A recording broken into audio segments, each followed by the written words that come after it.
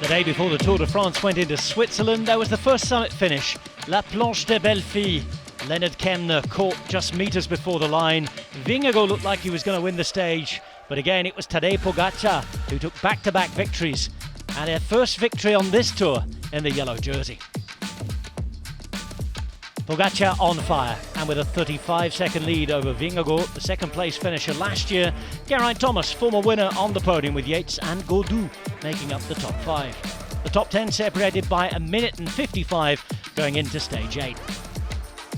At the start in France, in Dôle, there were endless possibilities.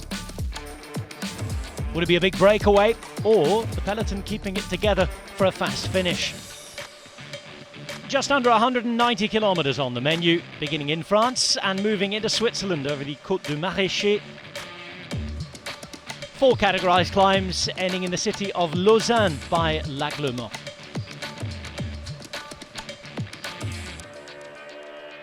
The first finish in the town for 22 years.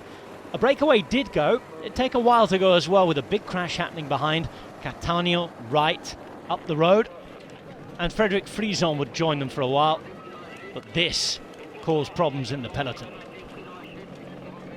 War wounds were treated. 2 non-finishers in Moscon and Vermark. Jumbo-Visma and Bike Exchange with a clear plan to ride for Wout van Aert and Michael Matthews respectively. At the intermediate sprint, the breakaway rolled over and Jasper Philipsen just about got the better of Wout van Aert.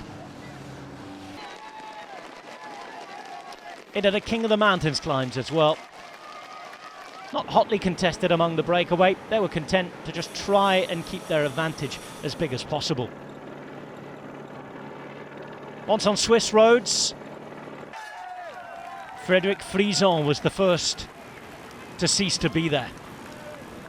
Nata Verhooydonk, the hardest working domestique of the day. The wind was blowing as well over the plain. And just less than a minute of a gap remained for Catania, the former winner of the under-23 Giro, and Fred Wright, a highly talented rider from London, with under 16 Ks to go. But all the GC teams were trying to protect their leaders. It was getting fast and furious on the way into a 5-kilometre rise to the line in Lausanne, just outside the home of the Olympic movement. With Catania having blown, Fred Wright was a sole survivor. A look behind and suddenly on his own, with half a minute of a gap. 7 Ks to go at this point.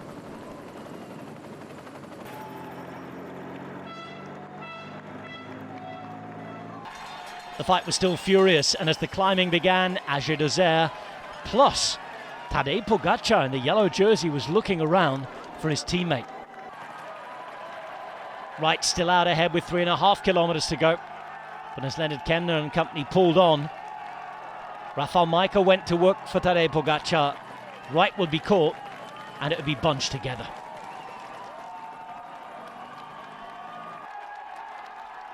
They climbed the line in 3 steps, the first couple of kilometres hard, an easier middle, and then a final ramp to the finish.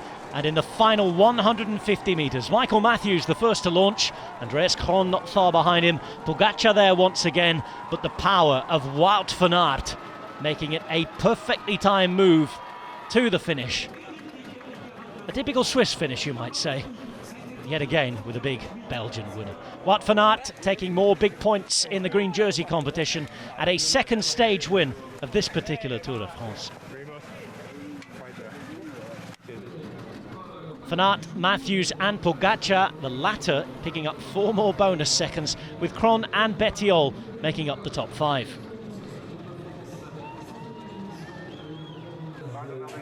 Van Aert keeping the green jersey and extending his lead. Pogačar adding 4 more seconds to that yellow jersey classification. It's now 39 seconds then for Pogačar ahead of Vingegaard. Thomas at 1:14. The rest of the top 10 still looking fairly similar. One more stage before the second rest day then. It's mainly on Swiss roads, finishing up at Châtel-les-Portes du Soleil as we return to France. We begin at UCI headquarters in Aigle, some famous Swiss climbs, before heading to Châtel, a mountain stage to end the first week proper on stage 9 for 192 kilometres. And a reminder, you'll be able to watch it on GCN+.